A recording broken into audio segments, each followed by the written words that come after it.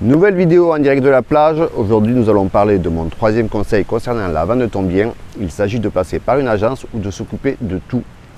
Alors, il n'y a pas de vérité, tout cela va dépendre du temps que tu disposes, du prix de mise en vente et des conditions de mise en vente.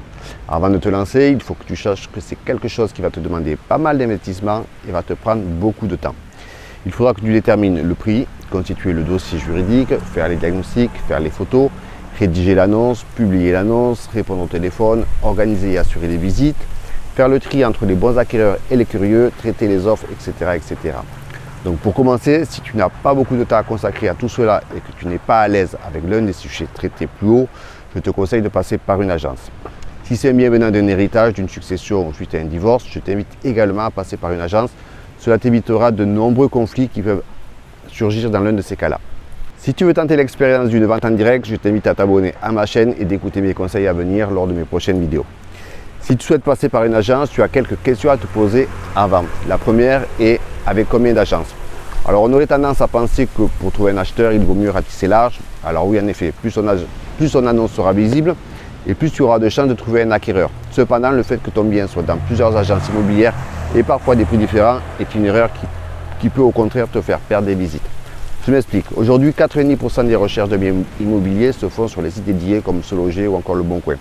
Si ton annonce est référée sur ces sites dans plusieurs agences et à des prix différents, elle apparaîtra à leurs yeux comme difficile à vendre. Les acheteurs ne se déplaceront même pas pour faire les visites de peur qu'il s'y cache quelque chose. Quelle est ta première impression lorsque tu regardes cette image? Elles sont plutôt valorisantes ou inquiétantes? Dis-toi que ce sera la même chose pour ton logement. Au lieu de paraître comme un bien rare et non négociable, il apparaîtra comme un singulier et entraînera certainement des offres en dessous du prix de commercialisation. La deuxième question que tu dois te poser est: je vends à quel prix? Il va falloir que tu détermines la valeur de ton bien. Alors ne pas commettre l'erreur généralement commise qui est de se baser sur les prix des biens déjà à la vente. Ce n'est pas parce qu'ils sont affichés à ce prix-là qu'ils vont se vendre à ce prix-là. D'où l'importance d'avoir une estimation fiable établie par un pro. Il faut éliminer le côté affectif et être le plus proche du prix du marché. Si tu décides de vendre par toi-même, tu dois savoir qu'en moyenne, un particulier se fait négocier jusqu'à 10% du prix contre moins de 5% pour les professionnels. La troisième question à te poser est de combien de temps j'ai pour réaliser la vente. Si tes délais sont courts, je te conseille de passer par une agence.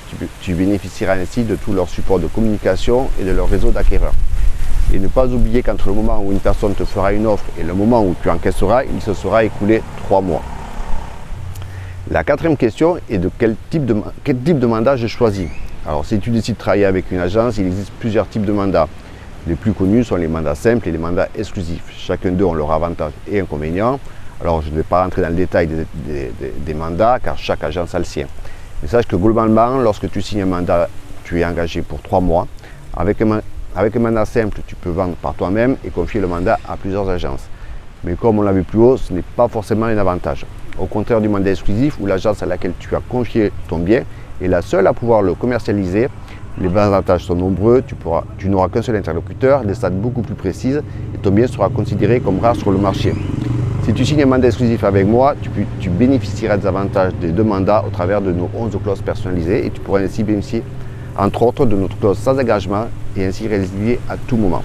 N'hésite pas à me contacter si tu veux en savoir plus. Dans le cadre d'un mandat simple, l'agence sera beaucoup moins investie car il a en moyenne une chance sur 7 de vendre le logement. Au contraire, avec un mandat exclusif, il a beaucoup plus de chances de faire la vente. Il se permettra donc de mettre plus de moyens et de services pour réussir. La cinquième question à te poser est agence traditionnelle ou mandataire? Alors je ne prendrai pas de position car ils ont chacun leurs avantages et inconvénients. À mon sens, ce qui est le plus important, c'est de sélectionner l'agent avec qui tu vas travailler. Privilégie plutôt le côté humain que l'enseigne. Je t'invite à collaborer avec quelqu'un en qui tu as confiance et qui t'aura prouvé son sérieux et sa détermination et qui t'apportera le maximum de services pour réussir ta vente. Voilà, c'est terminé pour aujourd'hui. Je te dis à la semaine prochaine. N'hésite pas à me poser des questions en commentaire, à t'abonner et liker la chaîne. Ciao!